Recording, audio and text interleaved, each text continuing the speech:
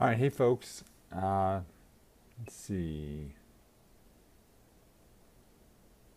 All right, hopefully you can see me okay. I decided to go a different route today. I decided to do this portrait mode instead of landscape, and the reason for that is because I'm not sure.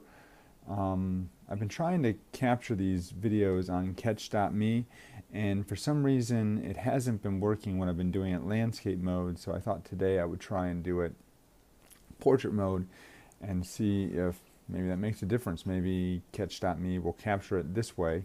We'll see. Today I want to talk about, yesterday we had a really great call, a really great scope, if you will, to talk about what to do if somebody's stealing your intellectual property and you're selling on Amazon. Today I kind of want to take a detour a little bit, and this is going to be relevant to anybody out there who is an Amazon seller. Hey, Holosphere, welcome. Today's talk is going to be relevant to anyone who's selling on Amazon, because a lot of people that sell on Amazon, especially people that have large Amazon businesses. Hey, Drake and Do, good to see you today. So especially people that have large Amazon businesses, at some point are going to start hiring staff, and contractors are never ill. Interesting.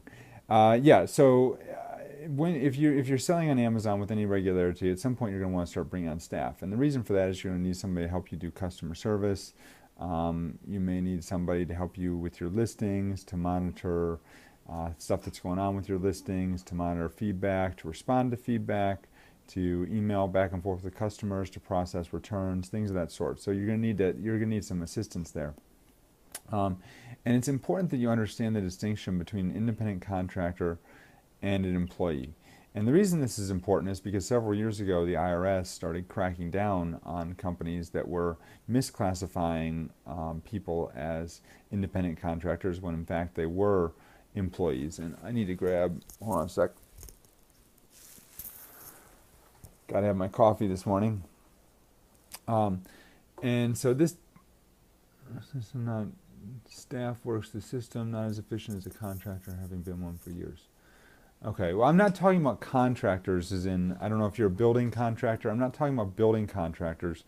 I'm talking about an independent contractor. So basically, there's a lot of differences, and a lot of employers will do what they can to try and hire somebody and bring them on as an independent contractor, because it saves the employer a lot of money on taxes that they don't have to pay, on workers' compensation insurance they don't have to pay, on benefits they don't have to pay, on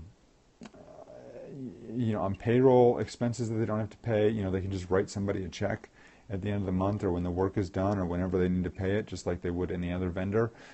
So there's can be some significant benefits to the employer to having a independent contractor working for them rather than having an employee working for them.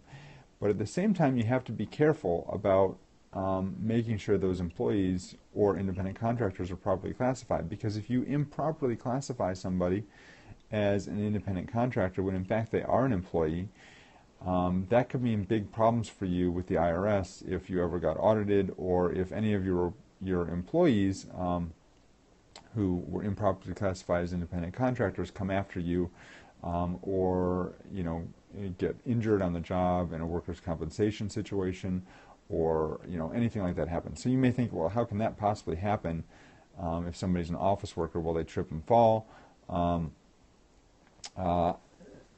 What constitutes an employee versus an independent contractor? We're going to get to that. So it's important that you understand there are significant implications. So let's just cut right to that. So what is the difference? So when you're talking about an employee, you're talking about somebody that typically is going to work in your office. That's not always the case, but typically you're going to work in your office.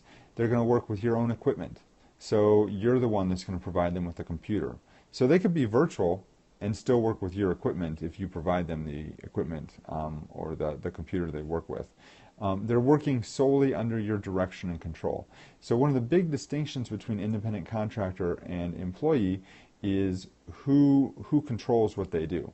So if you give a project to somebody and say, here, do this, and let me know when it's done, like a good example would be, like, let's say you hire somebody on Fiverr to do a graphic design for you. You say, here's what I need done, go do that.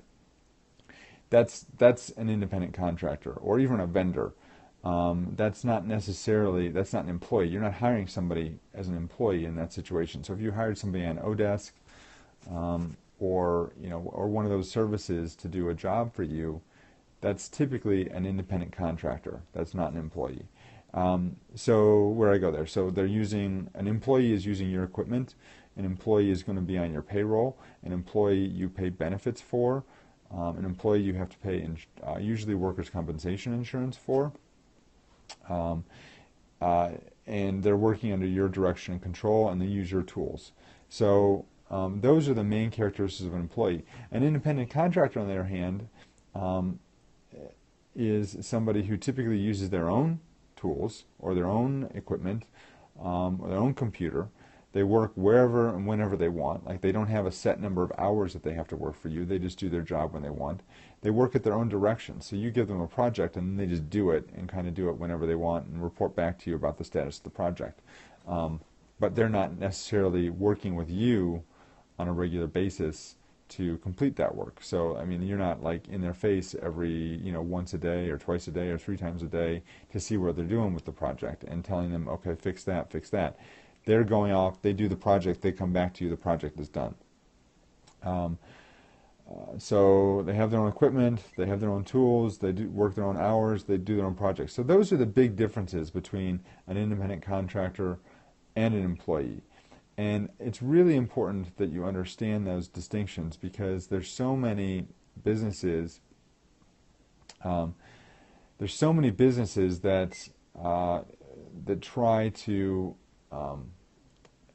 hire people on as independent contractors. Now, I would tell you, I saw something about UK. This is U.S. law, so I don't know if the law is different in other places. I should also give a disclaimer. I'm a lawyer here in the United States. I'm licensed in North Carolina. I'm licensed in Florida. I do business law. And, hey, bad boy. Hope I said that right. So I am licensed to give state-specific advice in those jurisdictions. I'm not able to give state-specific advice in other states. I'm just giving a general overview of what the law is. I'm not providing any specific advice or guidance. But I will tell you that what the important takeaway here is that you want to make sure that you have your, if you've got people working for you, that you've got them classified properly. If you don't have them classified properly, you can be, hey, Frankie, if you don't have them classified properly, it can be big problems for you with the IRS. And let me give you a couple of examples. I used to live in Orlando, and there was another attorney that shared space with a friend of mine who was an attorney. And this attorney had basically a law firm and had all the people in his law firm working for him as independent contractors. It was clear as day, that none of them were independent contractors. They were all employees. And this all came to a head for him when one of them was terminated and then went to collect unemployment. And because they were all independent contractors, he was never paying unemployment taxes for them. And so that brings the state in to look at the situation. That brings the feds in, the IRS, to look at the situation. So to think that you can just classify somebody as an independent contractor and you never get caught because there's never going to be any problems, that's a big, big mistake. And by the way, before I give the next example, if you like what I'm hearing and you want to share this, feel free to swipe left or right, or I think down maybe on an Android device, to share this with your followers. I would really appreciate it. And give me some hearts. That's great. Thank you. I'm just getting started on Periscope. This is only my 3rd scope, and this is a great platform. I love this. If you've been following people on Periscope before, I think it's amazing what this platform does, and the information, the value can provided. And to the extent I give a lot of positive feedback, hold on one second. Yeah, that's typically, Frankie, that's typically what people do. If you're an independent contractor, you are going to be responsible for your own taxes. You're going to have to pay your own taxes. That's the big deal. Now the question is, are you a teacher? How does that work? Like, are you working at a school someplace? Well, then you might be closer to an employee. If you're just kind of hired on one-off jobs to go do some work, then it's more likely an independent contractor. So, that's an interesting situation. But if you do like what you're hearing, you're a third-party teacher. So is that means you in New York schools? That means so New York schools, and I'm confident if you're working for New York, the city of New York, state of New York, that that they know what they're doing. They're not going to they're not going to. Usually the problems here. Oh, gotcha. Okay. Usually the problems here come up when somebody is working for a smaller employer, less than 10 employees, let's say 5 employees, something like that. Those are where big problems come in. Another problem where they come in and where we see this a lot is with construction companies. They often like to hire independent contractors because they don't want to pay those people workers' compensation insurance, which is, an area where a lot of people do get injured is on construction jobs. And so they think they can save a little bit of money by not making somebody an employee, but in reality, if that person were to get injured on the job, if they're still found to be an employer, they're still going to be responsible for paying those claims. But if you like what you're hearing here, the more feedback I get, the more positive feedback I get, the more people that follow me on here, the more information I'm going to provide. So it's just kind of that's the way this system works. But I appreciate you tuning in today to listen to me talk, drone on about these exciting legal issues like independent contractor and employee. Thank you for all the stars and the hearts. I enjoy doing this stuff. I could talk about this stuff all day, and I thought, why not just go on Periscope and talk about it there? So Anthony, thank you for joining. I'm about to sign off here. The replay will be available. Also, you can go to hawthornelaw.net, and you can find I will post the replay there. I'm also going to do a blog post that's going to talk about these issues, independent contractor versus employee, and I will take this Periscope video and I'm going to repost it to the blog post as well. So that should be up later today. If you have any questions, feel free to reach out to me. You can reach me through my Twitter feed, which you should have if you're on here. So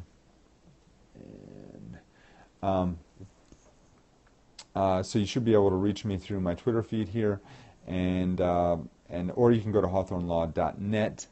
.net is important, and you'll be able to find me there if you have any questions. If you have a small business or if you sell products on Amazon, if you are, before I cut off, I will say if you are an Amazon seller, which is that's a big component of my practice is representing Amazon sellers. Then when you're hiring people, you're typically going to be hiring independent contractors. Paid, hired through an agency but paid by the homeowner. Yeah, I assume your check is coming from the health agency, not from the homeowner. The homeowner is paying the health agency directly, and then they're paying you. Is that correct? You don't have any issue with the homeowner there. That's between you and the home health agency, and I don't know how they treat you.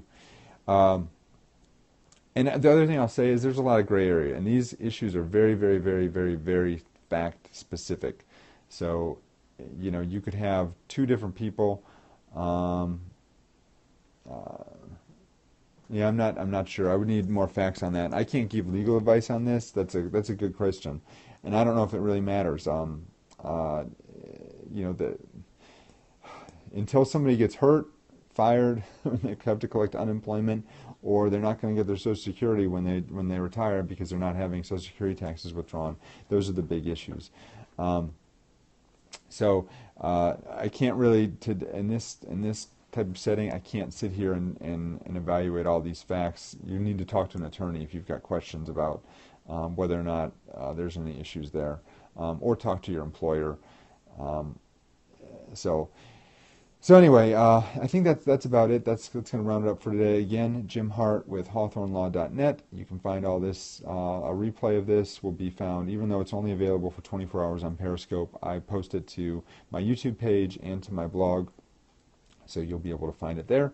And again, before I cut off, I was talking about Amazon sellers. Most Amazon sellers are hiring independent contractors. A lot of them are going to be overseas, in the Philippines or someplace like that. Usually, if those can be done through an agency, or they can be employer or employees. But the issue there is because they're overseas, they're not paying U.S. taxes, they're not U.S. workers, so that's a whole different issue there. And that's probably something that I need to talk about on another podcast or another, excuse me, this isn't a podcast, but on another scope, and I probably will. So thanks so much, folks, for tuning in today, and I hope you have a wonderful Tuesday, wherever you're at. It's rainy here in North Carolina, but we're going to try and stay dry. Thank you. Have a good weekend, or have a good week, and we'll see you again tomorrow. Take care.